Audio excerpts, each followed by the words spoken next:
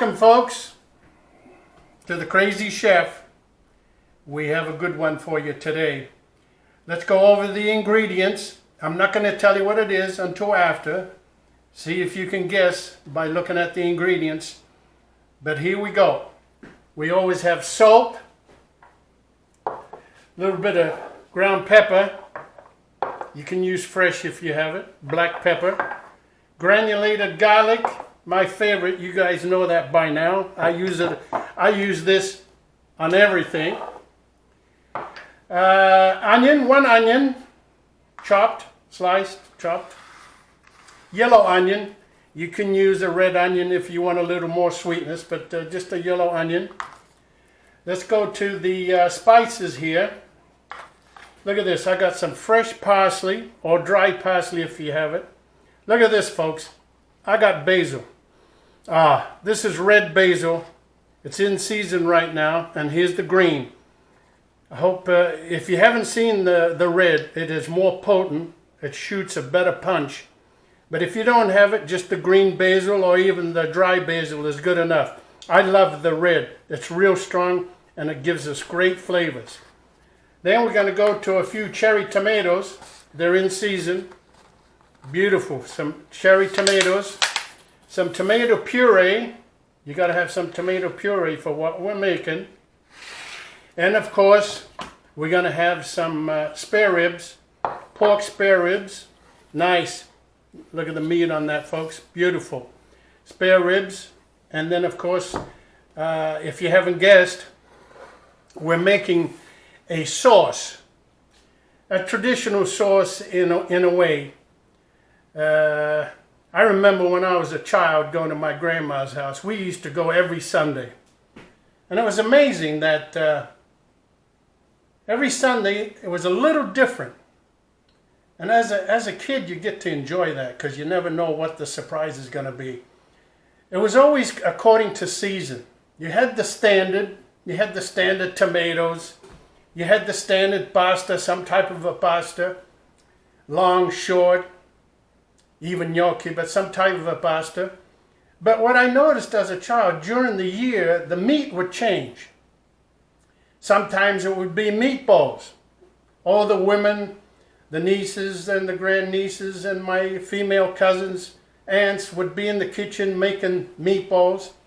Sausage, Italian sausage would be another meat, another time of the year.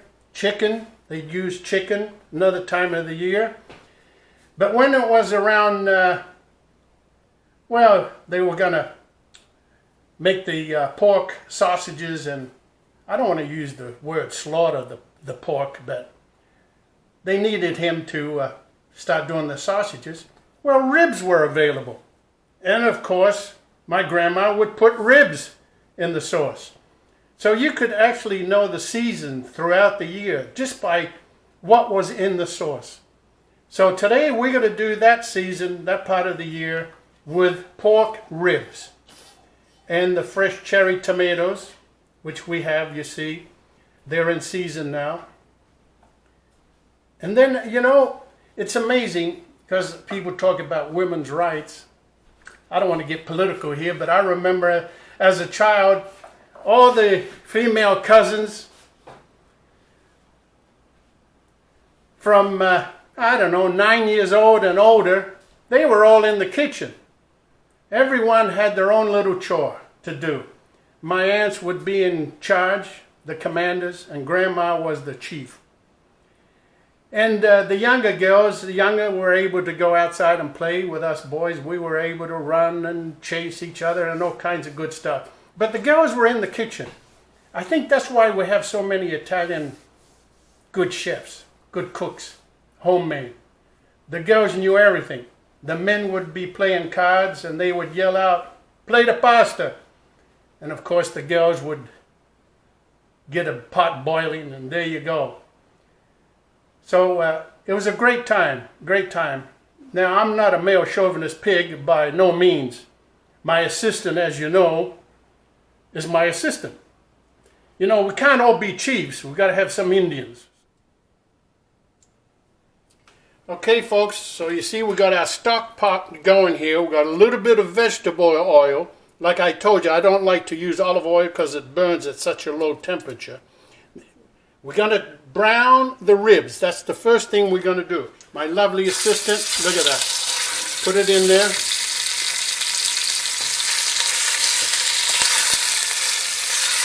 And it all depends on how many ribs you got.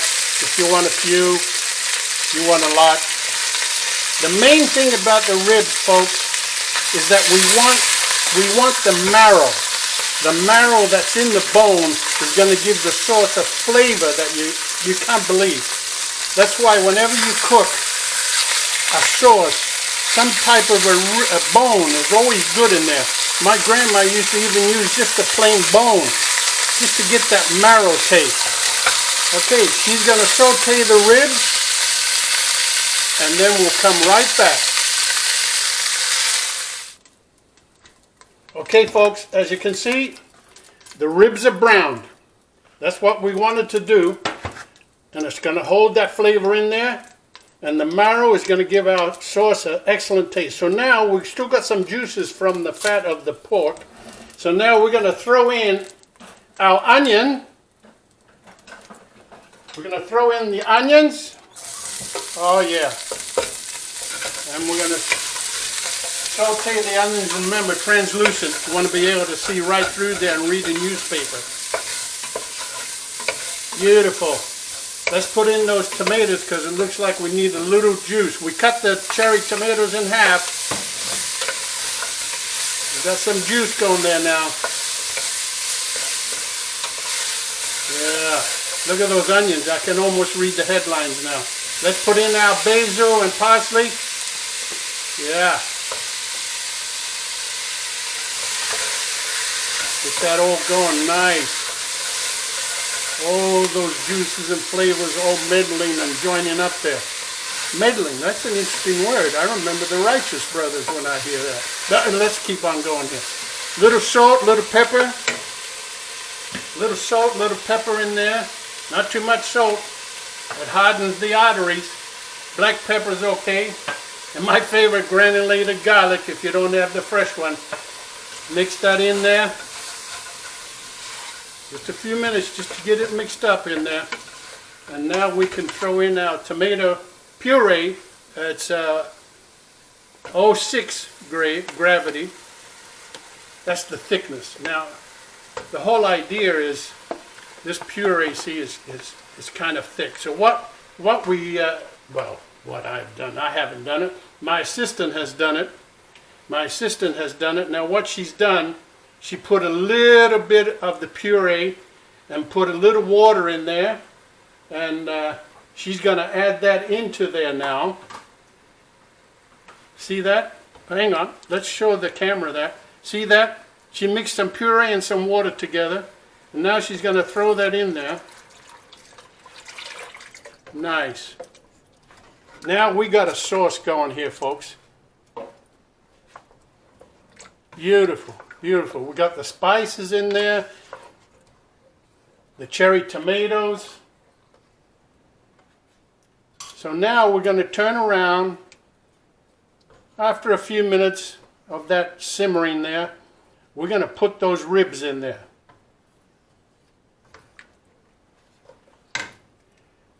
Yeah. I think that one's got my name on it. I saw it. Crazy Chef. Hang on. Now put as much of the ribs that you have available. We're going to put a few because we have a couple of guests. Put those ribs in there, and then you can cover it if you like. Put a lid on it and simmer it. Medium heat. There she goes. She's got all the sauce. She put a lid on it. And there we are, folks. We're going to come back in maybe an hour.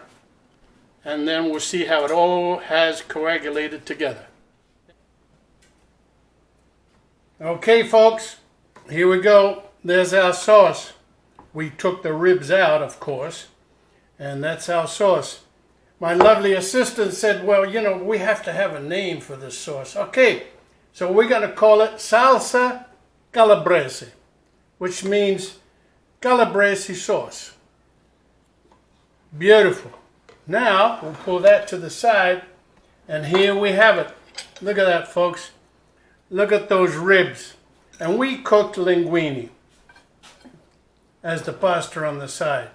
Now, you gotta love, this stuff just falls right off the bone, people. Look at that. Look at that.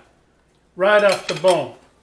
Now, I'm going to let it cool down. Before I get to that, I want to go back a few steps here and say, you know, a lot of people think that what I said was male chauvinistic. But you know, my aunts and those girls, my cousins, I married one of those girls that was there, raised, cooking in the kitchen and everything, and we spoke about it. You know, it's not male chauvinism. You know what? Like my wife tells me, we enjoyed it. It was woman time. We got to talk about what we wanted, she told me, without the men interfering. And you know what? Us men wouldn't have anything to eat if it wasn't for those young ladies. So now, let me taste. That flows right off the bone. All right, let me taste that. You can see that flows right off the bone, people. Right off the bone. Now, let's get that sauce in there. And we're going to roll it up. Nice. Real nice. Look at that. Cheese, that's up to you, folks. If you want to put some Parmesan, provolone, whatever you want, that's up to you. You know what? My grandma was right. Cena è pronto. That's going to be our slogan. That means dinner is ready, folks. Until next time.